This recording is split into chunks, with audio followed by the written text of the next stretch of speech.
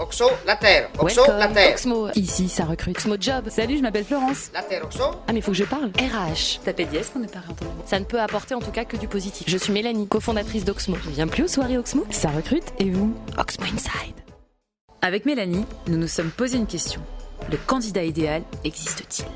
Alors c'est vrai que quand on rencontre des entreprises, souvent, on a affaire à des managers, des recruteurs qui nous font part de toute une liste de critères qu'ils vont rechercher chez leurs candidats, leurs futurs collaborateurs, collaboratrices. Et donc on va lister effectivement les compétences, les secteurs d'activité traversés, les expériences professionnelles, le nombre d'années d'expérience, la localisation parfois, parce qu'elle peut être importante aussi en fonction du poste.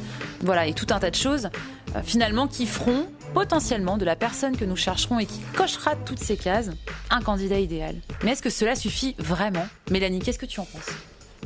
Vous savez, je ne pense pas qu'il y ait de bons ou de mauvais candidats. Mais vous savez, moi je crois pas qu'il y ait de bonnes ou de mauvaises situations. Effectivement, on a souvent une liste de critères qui sont assez précises, alors tant sur la compétence que sur le savoir-être aussi.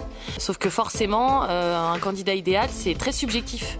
Ça peut être un candidat idéal pour un certain contexte d'entreprise, un certain environnement, une certaine façon de travailler, une équipe. Donc c'est toujours très compliqué pour nous d'être en capacité de cocher toutes ces cases. Et en plus, la réalité parfois elle est bien meilleure. Donc je dirais pas qu'il y a un candidat idéal, il y a des candidats qui sont adaptés effectivement à des entreprises. On n'est pas tous faits à job équivalent pour travailler dans toutes les sociétés. Et puis finalement, quand on trouve un candidat qui est en adéquation avec nos valeurs, notre stratégie, l'ambiance de l'entreprise, les équipes, on se rend compte, et il faut facilement l'admettre, que les compétences s'apprennent. Il y a bien une chose qu'on ne peut pas changer, c'est la personnalité. Par exemple, l'utilisation d'un outil informatique peut s'apprendre.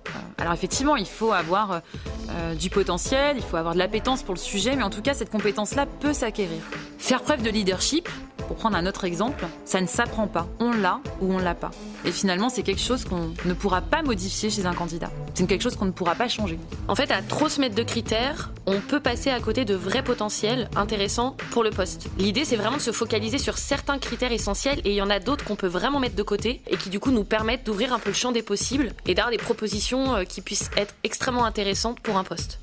Bref, le candidat idéal, c'est celui qui sait être, qui saura faire et qui aura envie de le faire.